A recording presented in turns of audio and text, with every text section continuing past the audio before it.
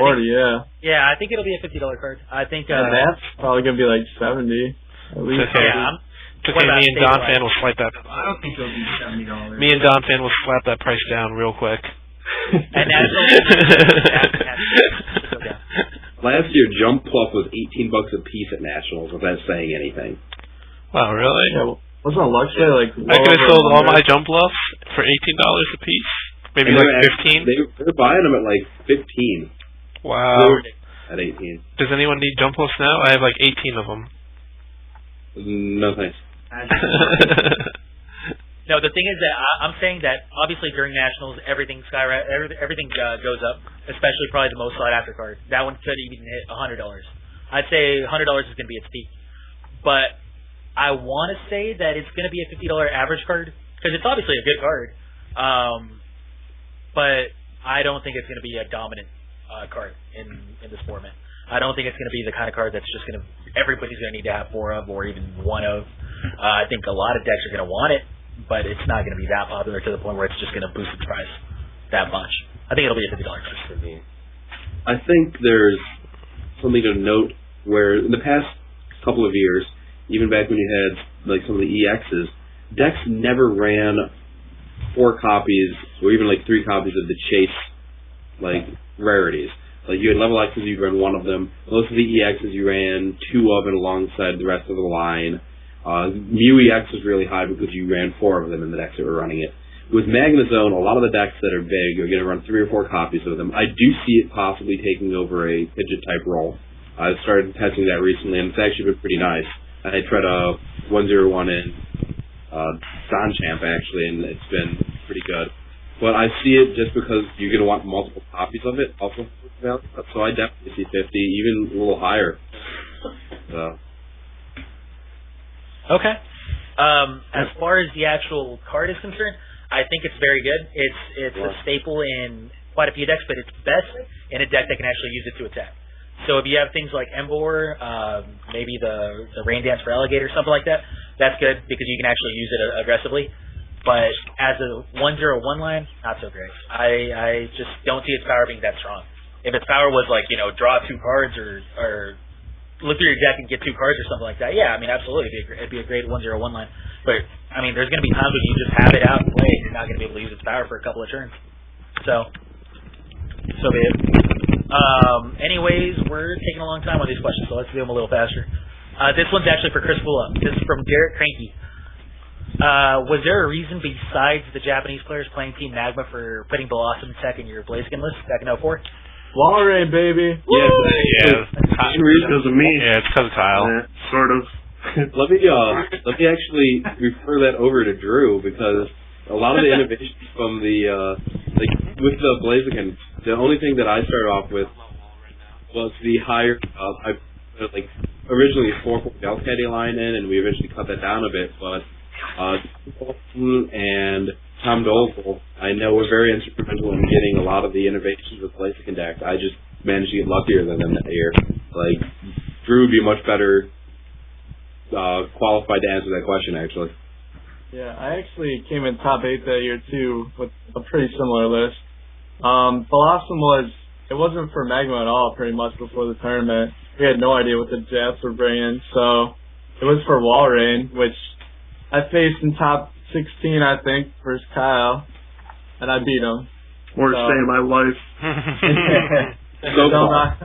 My idea was Walrein did 50 damage, I believe, and Blossom, its power healed 20, and it was also resistant to water 30, and Walrein was Blaziken's worst matchup, so you would negated the whole effect of Walrein's attack right there, which was pretty much the main idea behind it. Yeah. It also let stadiums as a counter to Desert Ruins with the healing power, so you took out the stadiums and added in the 1/0/1 Blossom. Mm-hmm. Yeah, I mean, that deck, my Walrein got popular because I took second at Nationals with it that year, which I kind of stole from Martin that year. But even in the long run, though. Yeah, he pulled ahead. But, and he pulled right back. Yeah, I mean, that Blossom forced me to change my list for Worlds that year. I mean, I still lost to Drew because I whiffed on like a 1 in I don't even know what the odds were, but I had like 5 turns to hit a water energy, and I shuffled 5 water energy back into my deck, and I whiffed each and every turn. And The better player won. That's all that Mad beat, buddy. matters. All right. So pretty much irrelevant. Metagaming's important, etc., etc. Liam Williams asks, why have you guys ignored Emboar in favor of Typhlosion? Also, you seem to dismiss Donphan with Machamp as a viable deck choice, and why? I'll answer that one because Donphan with Machamp we've already answered. Too slow, etc. But Emboar in favor of Typhlosion, that was a mistake by us. We favored Typhlosion because it really is better against the format when you include Judge in it. Judge is a very dominant card against Emboar, especially when they don't have a complete setup yet. It's just going to slow them down to the point where you just, rush them, and you take too many prizes before they can really set up. However, Emboar is actually really, really strong if it does set up, and we kind of didn't take that into consideration. And we've been playtesting that a lot more. I've been playtesting it especially, and it's had great results. The deck is amazing, and absolutely it deserves to be right up there with Typhlosion. But Pramawad disagrees because he loves Typhlosion. So yeah, I prefer Typhlo over Emboar any day, because Emboar you need a hand to play the game, and I don't draw well, so Typhlosion lets me play the board. That's pretty much it. And that's exactly why it is considered above. That's its only benefit to have an Emboar is the fact that you don't need to judge. I'm gonna say that I've tested a little bit of Typhlosion, and locally we've been doing a lot of testing against Emboar variants, and I've found that Typhlosion comparatively, it's honestly when we've been doing it, Typhlosion wins 20-25% of the games. It's in the mirror match, you mean, or in the head-to-head match? Emboar has just been really overpowering it, and to the point where with Emboar Magnezone being a deck at Nationals and being a front runner, I wouldn't want to be playing Typhlosion against it. It's a little more well-rounded against disruptive decks that might be gunning for the Emboar builds, but I don't think that the disruptive builds are strong enough at beating it. Like, all the decks that I've been trying to build just to beat Emboar Magnezone has still been going 50-50 at best against it. So I see no reason to shift away from that to help those matchups maybe an extra 20% by going Typhlosion when your matchup against Emboar Magnezone suffers drastically. Like, it's breaking even and you're just playing a less powerful deck. And you don't Ninetales isn't bad, but I'd much prefer Magnezone. And you're not giving up the matchup against Water. I know Water is probably one of the worst types right now, but I don't want to run into some random guy with Feraligatr and just lose because he has Water. Okay. That's true. And Magnezone splits the typing. And you get lets you beat Loskar. Alright. Ryan, you got anything to say? Or Bianchi? I pretty much agree with Full Op. Typhlosion's better versus the field, not as good versus the Big Fire Mirror. And that's probably going to be the downfall because Big Fire's a little bit more popular. So, Typhlosion is better versus Donphan and random stuff like that. But the only thing that matters is beating Emboar Magnezone. So, bottom line. Okay. Also, the damage counters really hurt later in the game, especially if you're playing versus any kind of Zoroark deck. Yeah. I kind of agree. I mean, I was testing today versus Mondak, just the Typhlosion versus Emboar matchup, and Emboar was smashing it. Typhlosion has really no answer to Emboar if it gets the RDL down for 2 prizes. It doesn't matter if it's ahead the whole game. It just doesn't matter. But Typhlosion is a little better versus the field, I think. Okay. So, that's kind of the results that we were having originally. I've personally been having different results lately, so it's Full Up. Basically, really, it's just whatever you feel most comfortable with because both of those decks are very strong. However, Emboar does win the matchup against the other deck, so that might be something you want to consider.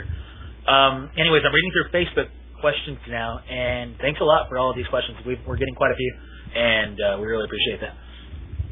Ken Adams asks, what do you guys think will win Nationals? And I would like to see if Kyle can answer that, because we've been answering that quite a bit lately. What do I think is going to win Nationals? Mm-hmm. Is that the question? This guy. Yep. Woo! What, not who? Yeah. Still relevant. I don't know. That's honestly a hard question to answer. I mean, since we haven't had any tournaments at all, but I think you won't see some like crazy deck out of nowhere win. You're gonna see something that's actually like consistent. Probably a deck with Magnezone, to be honest. Magnezone or Ninetales. I'll probably go with like Emboar Magnezone just because it'll probably be the most popular deck. Win by And numbers. and like if you just set up early every game, you pretty much win with that deck. The problem is just setting up. So yeah, whoever can set up the most of that deck will probably win nationals. Okay. The next question is from Mike Lesky. What's your opinions on Muck Vileplume? Anybody What's up, want to Mike? answer that? I kind of like Vileplume. It's kind of out of left field. With Sunflora, it's pretty consistent, I feel, and you can get your other attacker going. If you're playing like a Yanmega, you can get out the Yanmega.